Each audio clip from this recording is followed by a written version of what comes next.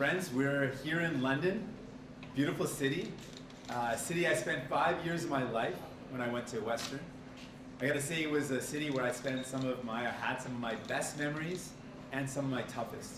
This is the city where my brother came to live with me. I took him in, and I took care of him. It's a time when we went through a lot of struggles. I had to work a lot of jobs to make ends meet. And it was during that time that a lot of friends and family stepped up and helped me out. They helped out with food and with support. And it reminded me of a very Canadian value.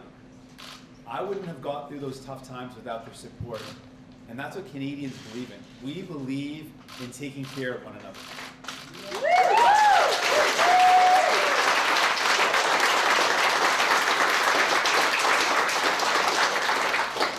Now, you all know I love Canada. And I believe we can make it even better.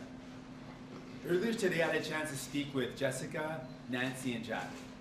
Now, Jessica is pregnant and a cancer survivor. And she told me about how difficult it was and how difficult it is for her to afford the medication that she needs without coverage. It's crushing. I met Nancy and Jack, who are both retired, and they told me about how they continue to worry about out-of-pocket healthcare expenses. They don't know when the next expense is going to come up. They don't know how much it's going to cost for dental care or if they need new glasses, and they're worried. Now, I believe we can do better for people like Nancy, Jack, and Jessica. But we can do that only if we have the courage to take on the powerful interests at the very top. We can expand our Medicare system to include medication for all, pharmacare for all, and extend it beyond that to include dental care, vision and hearing care, and mental health services.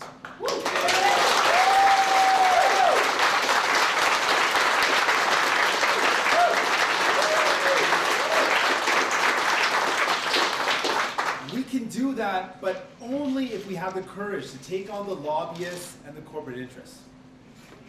We can build 500,000 new affordable homes across this country and tackle the housing crisis.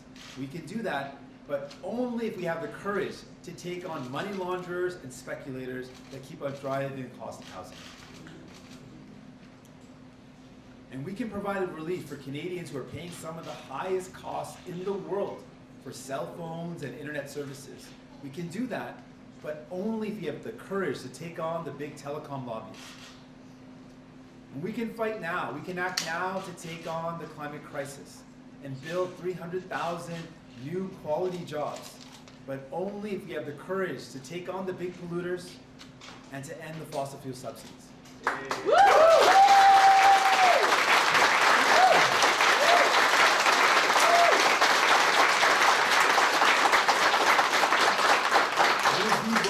Nous vivons dans un pays où les riches sont de plus en plus riches.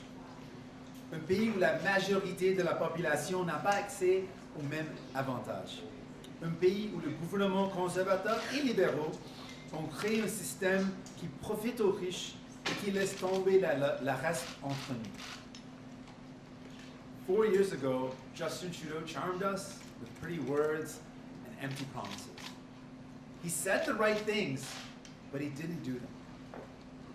Behind closed doors, Justin Trudeau does whatever the wealthy and powerful corporations want him to do. It's clear Justin Trudeau isn't who he pretended to be. And Andrew Scheer and the Conservatives are not the answer. They are going to cut taxes for the wealthy, but they're going to cut services that you and your families count on. You'll pay the price with an even worse, with even more expensive healthcare, an even more expensive medication, and an even worsening climate crisis. Mes amis, à chaque élection, les libéraux et les conservateurs nous font une série de promesses, mais trop souvent, ils n'y tiennent pas parole.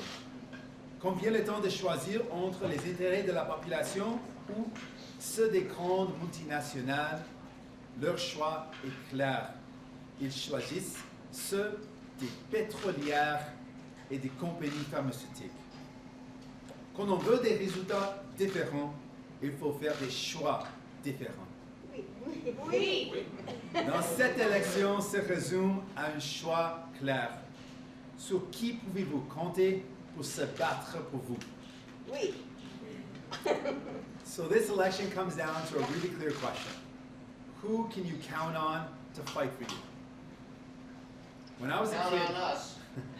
that's right. When I was a kid, I never imagined that someone that looked like me would be running to be Prime Minister. People told me time and time again the things that I couldn't do.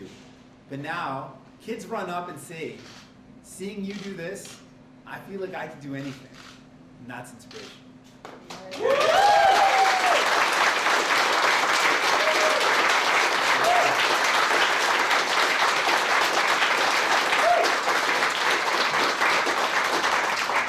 We have an exciting opportunity over the next 40 days. We are going to bring a hopeful message to Canadians that we can build the country of our dreams. A country where everyone has a place to call home. Healthcare when they need it. Clean water to drink and clean air to breathe. Good jobs and a bright future. You know, everywhere I go, I meet hardworking people who want to be treated fairly and want to build a good life for themselves and their family. These are the people you Democrats have always worked for. These are the people I'm in it for. Yeah.